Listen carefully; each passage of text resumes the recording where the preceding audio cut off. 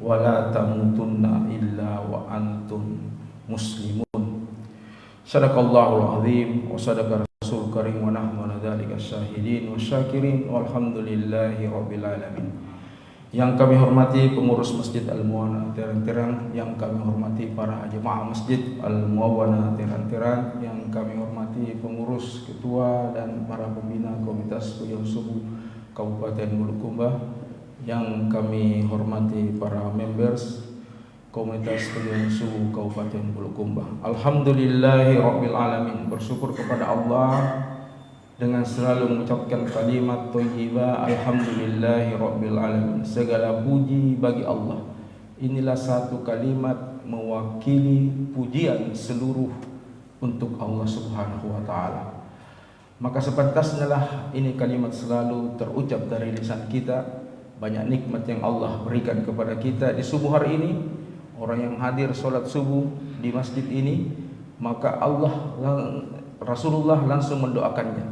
Sebagaimana Rasulullah SAW pernah bersabda, Allahumma barik li ummati fi bukhuriha. Ya Allah, berikanlah keberkahan umatku di pagi hari. Jadi orang yang bangun pagi hari, datang sholat subuh berjamaah, itu mendapatkan keberkahan. Apa yang berkah? Jasadnya berkah, rezekinya berkah, dan hidupnya berkah di hari ini. Karena Rasulullah SAW yang langsung mendoakan. Yang kedua adalah setelah kita sholat subuh berjamaah, maka ini sholat subuh luar biasa pahalanya. Orang yang mungkin berat bangun sholat malam karena mungkin lembur pekerjaan, terlalu capek, tetapi dia istiqomah di sholat subuh berjamaahnya. Kata Rasulullah SAW, man sholla isya fi jama'ati ka'annama qoma nisful lail. Siapa yang sholat isya berjamaah sama dengan dia sholat malam setengah malam penuh. Wa man sholla subuh fi jama'ati ka'annama qoma lailatu kulluhu. Siapa yang sholat subuh berjamaah maka dia sama dengan mendirikan malam satu malam penuh. Jadi orang yang berat sekali, karena banyak juga orang berat bangun sholat tahajud. Tetapi tolong kalau tidak mampu betul-betul, sebenarnya kita bisa paksakan, tapi ada memang orang yang tidak mampu, maka jaga sholat subuh ini sampai kita menghadap kepada Allah Subhanahu wa ta'ala. Sidang jamaah. Yang kedua adalah berselawat kepada Rasulullah SAW adalah salah satu amalan yang paling mulia. Sebanyak apapun masalah yang kita hadapi, sehebat apapun persoalan yang kita hadapi, itu intinya berselawat. Banyak berselawat. Di mana dalilnya?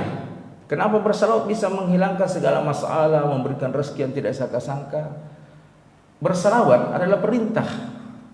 Innallaha wa malaikatahu yusalluna 'alan nabi. Ya ayyuhalladzina amanu sallu alaihi wasallimu taslima. Allah beserta malaikat bersalawat kepada Rasulullah. Hai orang-orang yang beriman, bersalawat kepada Rasulullah sallallahu alaihi wasallam. Jadi ini perintah. Di ayat surat Talaq ayat 2, ittaqillaha may yattaqillaha yaj'al makhrajan. Siapa yang bertakwa kepada Allah, maka Allah akan memberikan jalan keluar. Ternyata salawat itu adalah ketakwaan kepada Allah. Maka orang yang banyak bersalawat itu bentuk ketakwaannya kepada Allah. Dan ketika kita sudah bertakwa, maka Allah akan berikan jalan keluar dari segala permasalahan yang kita akan hadapi para jemaah sekalian. Sidang jamaah subuh rahimani wa rahimakumullah, di subuh hari ini mari kita nasihat, dengarkan nasihat Rasulullah SAW, karena ad-dinu itu nasihat, agama itu nasihat. Jadi Rasulullah itu perkataannya luar biasa, nasihat untuk kita semua. Untuk apa Rasulullah memberikan nasihat? Untuk kita agar kita selamat di dunia ini. Karena dunia ini bukan tempat kita yang sebenarnya, bukan tempat kita yang kekal, ada tempat kita akhirat. Kita akan menuju alam akhirat. Makanya itu Rasulullah SAW mengatakan selalu kun fid dunya ka'annaka gharib. Kamu di dunia ini seperti orang asing atau abir sabil atau seperti perantau para jemaah sekalian. Maka Abdullah bin Umar radhiyallahu taala mengatakan seperti ini.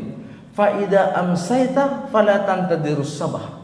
Apabila saya berada di sore hari, maka saya tidak menunggu di pagi hari.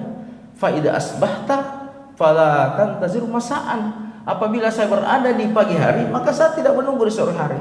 Inilah perkataan Abdullah bin Umar. Dan ketika juga kita punya prinsip seperti ini, maka aktivitas kita akan apa? Akan orientasinya akhirat terus para jemaah sekalian. Karena kita yakin bahwa ini dunia hanya berlalu sebentar saja.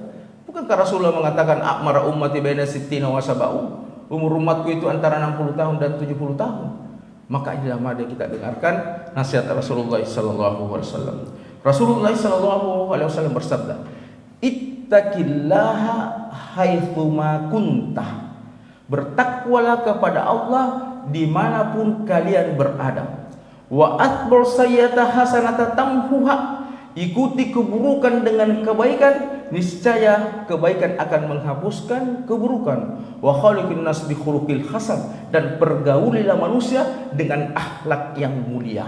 3 nasihat ini kalau kita bisa jalankan dalam kehidupan kita sehari-hari, maka kita termasuk orang-orang yang beruntung, orang-orang yang akan selamat dunia dan akhirat. Para jemaah sekalian, yang pertama, ittaqillaha haitsuma kunta.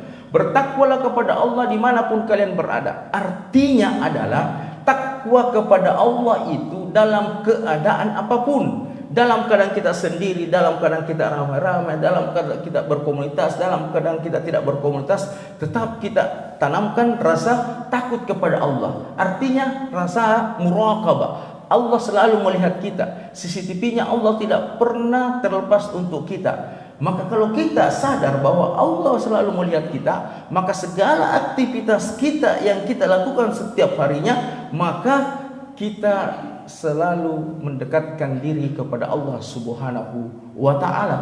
Maka para jemaah sekalian, ulama mengatakan ayul ibadah. Ada bertanya, apa itu ibadah? Apa sebenarnya ibadah? Ternyata ulama mengatakan seperti ini, al ibadah kullul hayat. Ibadah itu seluruh hidup kita. Jadi seluruh bentuk hidup kita ini adalah ibadah. Mau keluar rumah, kaki kanan pakai sendal, bismillah tawakkaltu 'alallahi wala haula wala quwwata illa billahil aliyil azim. Ibadah lagi. Mau pergi ke kantor, niatkan mencari nafkah untuk apa? Menafkahi istri dan anak kita. Itu adalah ibadah. Jadi segala aktivitas kita ini, kalau kita menyebut nama Allah Subhanahu wa taala, maka terhitung ibadah. Itulah hebatnya orang yang beriman. Maka takwa kepada Allah ini dalam bentuk apapun, kita tetap harus bertakwa kepada Allah. Banyak orang ketika bertakwa kepada Allah, kalau rombongan, kalau berjamaah dia rajin sholat. Tapi kalau sendiri-sendiri, hilang lagi. Di mana lagi? Tidak tahu di mana keberadaannya. Contoh, mata. Kalau matanya bersama teman-temannya di warkop, mungkin dia nonton ceramah-ceramah. Tapi kalau di kamar, kita tidak tahu apa yang dia nonton. Makanya dia pikir tidak ada yang cuma lihat. Padahal Allah lihat kamu. Allah lihat kamu para jemaah sekalian. Ingat baik-baik. Allah berfirman, Inna sam'a wal basara wal fuada kullu ulaika kana anhu mas'ula. Sesungguhnya pendengaranmu, penglihatanmu dan hatimu semua akan dipertanggungjawabkan di hadapan Allah Subhanahu wa taala. Maka jangan coba-coba kita menganggap tidak ada yang lihat Kak. Apalagi seorang yang punya materi banyak, tinggalkan kampung halaman, keluar dari Bulukumba ke negeri, mungkin ke negeri jiran, mungkin ke Jakarta, mungkin ke Singapura, dia mengatakan tidak ada yang lihat saya. Maka dia bermaksiat di sana. Seakan-akan apa yang terjadi tidak ada yang lihat, padahal Allah lihat kamu. Para jemaah sekalian, ada satu kisah yang menarik nanti di padang mahsyar. Dan ini renungan bagi kita semua. Nanti kalau orang beriman, kita semua ini, itu akan dikumpulkan. Kalau orang beriman, itu ada sitara. Sitara itu kayak gorden yang menutupi kita, dan kita hanya Allah dengan Allah Subhanahu wa taala. Maka Allah mengatakan kepada kita, tadakkuru hadza dambaka kadza. Kamu ingat ini perbuatan maksiatku dulu, diputarkan kita, diperlihatkan kita. Maka kita mengatakan, na'am ya Rabb, na'am ya Rabb. Ternyata bukan sholat kita yang diperlihatkan, bukan puasa Senin Kamis kita yang diperlihatkan, bukan tahajud kita yang diperlihatkan, bukan sedekah kita yang diperlihatkan di hadapan Allah Subhanahu wa taala, tapi maksiat, dosa kita yang pernah kita lakukan di muka bumi, itu yang diperlihatkan maka kita tersungkur tidak bisa berbuat apa-apa. Na'am ya Rabb, iya ya Tuhanku, saya ingat itu, pernah kau bermaksiat di situ tahun sekian. Maka Allah mengatakan, satartuka dzambaka fid dunya, saya tutup aib-aibmu ini di dunia. Wa hadza yaumaka ghafartu laka, dan hari ini saya ampuni semua dosamu. Itulah orang yang beriman, para jemaah sekalian. Maka mari kawan-kawan para jemaah sekalian, mari kita tetap takwa kepada Allah dalam keadaan apapun. Walaupun kita dalam sendiri, tetap ada hubungan dengan Allah Subhanahu wa taala. Makanya itu ada namanya yang kita sudah kenal di sini biasa, ada zikir rahasia, zikir kolbu, zikir yang ada di dalam hati kita. Jangan sampai terlepas kita dengan hubungan dengan Allah Subhanahu wa taala. Maka hubungan kepada Allah 24 jam itu kita harus connect terus. Terutama mau sholat. Itu sholat. Banyak orang saya lihat kalau sholat langsung sholat. Padahal perbaiki dulu hubungan kita kepada Allah Subhanahu wa taala. Orang-orang dulu, guru-guru kita dulu, kalau mau sholat itu dulu baik-baik. Perbaiki dulu hubungannya dengan Allah Subhanahu wa taala. Hadirkan rasa takut kepada Allah Subhanahu wa taala. Dan kita menganggap ini adalah solat yang terakhir bagi kita.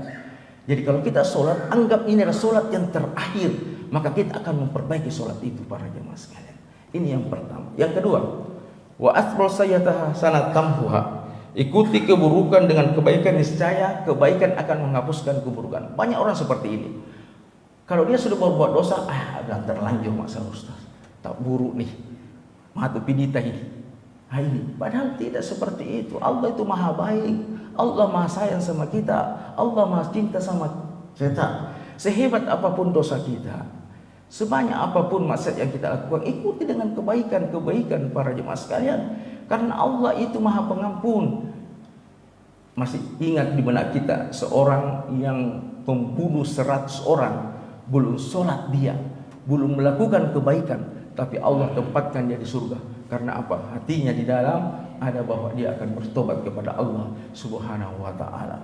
Maka para jemaah sekalian, kita ini semua punya masa lalu yang kelam, punya masa silam yang kelam, banyak dosa kita. Kita ini seperti apa? Seperti karatan yang banyak karatannya. Maka kita harus bersihkan dengan apa? Dengan perbanyak beribadah kepada Allah Subhanahu wa taala. Makanya itu sholat 5 waktu. Sholat 5 waktu ibarat begini. Rasulullah menganalogikan seperti ini. Ada sungai di depan rumah kita. Kalau kita tiap hari mandi 5 kali sehari, bagaimana tidak bersih badan kita, para jemaah sekalian? Itulah sholat 5 waktu. Adalah penggugur juga dosa kita. Rasulullah SAW mengatakan, innal abdu, sesungguhnya seorang hamba, idza yuqimus shalah, apabila dia dirikan salat, atahu bidunubi ra'su aw atakihi, dia datang dosa di kepalanya dan dosa di pundaknya, di kulli raka wa sajada tasakatat anhu, setiap rukuk dan sujudnya gugur dosa-dosanya. Ternyata salat itu adalah penggugur dosa kita, para jemaah sekalian. Maka setiap ada keburukan, ikuti cepat kebaikan. Karena kita ini adalah manusia biasa. Kullu bani Adam khata'un. Tiap anak cucu Adam itulah pendosa. Wa khairu khata'un at-tawwabin. Dan sebaik-baik pendosa adalah bertobat kepada Allah Subhanahu wa taala. Sehebat apapun dosa kita, tetap mengharap rahmatnya Allah Subhanahu wa taala. Jangan berputus asa atas rahmat Allah Subhanahu wa taala. Satu ayat di surah Az-Zumar ayat 53 sudah cukup bagi kita ini untuk berita gembira kepada kita yang ahli maksiat, yang ahli pendosa. Qul ya ibadalladzi asrafu ala anfusihim la taqnatu min rahmatillah innallaha yaghfirudz dzunuba jami'a innahu huwal ghafurur rahim. Katakan Muhammad kepada hamba-hambaku yang sudah melampaui batas, katakan kepada mereka, jangan berputus asa atas rahmat Allah, karena sesungguhnya Allah akan mengampuni dosa kita semuanya. Dan Allah itu maha pengasih lagi maha pengampun. Satu ayat ini sudah cukup bagi kita. Dekatkan diri kita kepada Allah Subhanahu wa taala. Bangun tengah malam, renungi dosa-dosa kita. Berapa banyak dosa yang kita lakukan. Maka inilah tetesan-tetesan air mata, inilah yang bisa memadamkan api neraka, para jemaah sekalian. Di surah Al-Furqan ayat 70, ini lebih dahsyat lagi. Allah berfirman, illa man taba wa amana wa amila amala solihan faulaika yubaddilullahu sayyi'atihim hasanat. Al-ayat.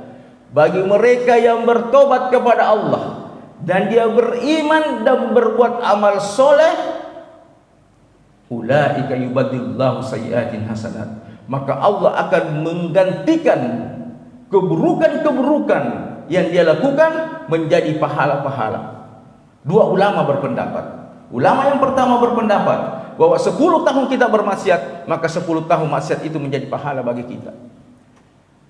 Jadi makin banyak maksiat kita di masa lalu dan kita bertobat, maka makin banyak pahala yang kita dapatkan. Ini ulama yang pertama. Ulama yang kedua bahwa ketika kita bertobat, Allah akan menuntun kita berbuat kebaikan, tidak akan lagi berbuat apa? Berbuat kejahatan. Jadi setiap aktivitas kita ketika kita bertobat, tobat nasuhan, itu Allah akan menuntun kita untuk ketaatan kepadanya terus, mendekatkan diri kepadanya terus. Maka para jemaah sekalian, sehebat apapun cinta maksiat yang kita lakukan, sebanyak apapun dosa yang kita lakukan, sekali lagi jangan berputus asa atas rahmat Allah, karena Allah lebih sayang, lebih cinta ketika hambanya datang menghadap kepadanya dalam keadaan tetesan air mata, merenungi berapa banyak dosanya. Masih ingat kita cerita ketika Rasulullah duduk, ada ibu-ibu yang cari anaknya. Ketika itu dia tidak dapat, hari kedua dia tidak dapat, hari ketiga anaknya dia peluk dan sangat dahsyat erat, dia peluk erat. Maka apa kata Rasulullah? Bagaimana kira-kira gembiranya ibu itu mendapatkan anaknya? Apa kata sahabat? Sangat gembira ya Rasulullah. Maka apa kata Rasulullah? Allah sangat gembira kepada ahli pendosa, ahli maksiat yang datang kepada Allah untuk bertobat kepadanya. Lebih gembira daripada ibu itu. Allah sangat gembira daripada gembiranya ibu itu mendapatkan anaknya. Jadi ini kesempatan yang dahsyat. Umur kita masih ada, sisa hidup kita masih ada. Yang terakhir adalah wa khaliqin nas bi khuluqil hasan, pergaulilah manusia dengan akhlak yang mulia. Artinya, bagaimana memancarkan akhlak yang mulia? Sesungguhnya akhlak yang mulia itu bisa terpancar dari nilai-nilai solat yang kita bawa keluar dari solat kita. Satu saja gerakan yang kami akan tunjukkan adalah sujud. Sujud itu adalah lambang bahwa kita adalah orang hina. Kalau kita menganggap diri kita hina, maka kita akan saling menghargai. Tidak ada menganggap dirinya paling benar, tidak ada menganggap dirinya paling hebat, tidak ada menganggap dirinya dialah yang pintar. Walaupun sekolah ke luar negeri, sekolah kemana, dia hanya pasti menghargai sesamanya manusia. Karena apa? Kita ini harus memanusiakan manusia, menghargai manusia. Karena apa? Ini yang penting dalam kehidupan kita sehari-hari, akhlak yang mulia sesama kita. Akhlakul karimah. Kalau orang sujud, rajin sujud, baru masih ada sifat angkuhnya, sombongnya, maka dipertanyakan sujudnya, dipertanyakan sholatnya. Kalau ada orang yang rajin sujud menganggap diri saya lebih baik darinya, maka perlu ditanyakan, apakah dia antek-antek iblis? Iblis, apa kekurangannya iblis? Iblis itu rajin sholat, rajin beribadah kepada Allah. Tidak ada yang kalah masalah ibadah. Malaikat juga kalah para jemaah sekalian. Tapi satu kesalahannya, dia mengatakan saya lebih baik daripada Adam. Kalau kita ada yang mengatakan saya juga lebih baik dari dia, maka apa bedanya kita iblis? Maka para jemaah sekalian, jabatan yang kita ambang ini hanya bersifat sementara. Maka jangan angkuh dengan jabatan yang kita miliki. Kekayaan yang kita miliki hanya bersifat juga sementara. Kita mempergunakan CSR cuma sampai mati. Setelah itu mati diambil oleh ahli waris kita. Kalau ahli waris kita orang soleh, alhamdulillah, dia pergunakan berinfak, bersedekah, berzakat. Ini orang yang berilmu, jangan sombong dengan ilmu yang kita miliki. Karena apa? Sesungguhnya ilmu yang kita miliki itu adalah titipannya Allah Subhanahu wa taala, dan Allah bisa cabut dengan seketika pun. Maka para jemaah, yang paling bahaya ahli ibadah. Ini yang paling bahaya. Tolong, kalau kita sudah rajin sholat, rajin baca Al-Quran, rajin puasa Senin Kamis, tolong jaga hati kita. Jangan sampai ada kesombongan dengan ibadah yang kita miliki. Maka di hadapan Allah Subhanahu wa taala kita dikali nol para jemaah sekalian. Mungkin ada orang yang sholat biasa saja, 5 waktu, tidak ada amalan tambahannya, tapi hatinya bersih, hatinya tidak ada dendam, hatinya tidak ada iri, hatinya tidak ada perasaan angkuh. Maka ini lebih baik di hadapan Allah Subhanahu wa taala daripada orang yang selalu bangga dengan ibadahnya, bangga dengan apa yang dia lakukan, ketaatan kepada Allah Subhanahu wa taala. Sidang jamaah subuh rahimani wa rahimakumullah. Yang terakhir adalah setiap kita ini punya masalah. Sehebat apapun masalah kita, maka 2 amalan yaitu adalah amalan Nabi Yunus. Nabi Yunus ketika di dalam perut ikan tidak pernah berdoa, ya Allah keluarkan aku dari perut ikan, tapi dia hanya mengatakan la ilaha illa anta subhanaka inni kuntu minadz dzalimin. La ilaha illa anta subhanaka, tidak ada sesembahan selain Engkau ya Allah, dan Engkau Maha Suci, dan saya adalah orang zalim. Maka Allah keluarkan Nabi Yunus dari perut ikan. Nabi Adam alaihissalam ketika berpisah dengan istrinya, dia tidak pernah berdoa, ya pertemukan aku dengan istriku. Yang dia katakan hanya Rabbana dzalamna anfusana wa illam taghfir lana lanakunanna minal khasirin. Ya Allah, saya ini adalah orang zalim. Kalau tidak diampuni dosaku, saya orang-orang yang rugi. Artinya apa ini? Selalu mengaku banyak dosa di hadapan Allah Subhanahu wa taala. Maka Allah akan memberikan apa yang kita inginkan, apa yang kita butuhkan para jemaah sekalian. Mungkin ini yang kami bisa sampaikan, lebih kurangnya mohon dimaafkan. Kita tutup dengan kafaratul majelis. Subhanakallah wa bihamdik, asyhadu an la ilaha illa anta, astaghfiruka wa atubu ilaik. Summa wallahu muwaffiq ila aqwamit thoriq. Assalamualaikum warahmatullahi wabarakatuh.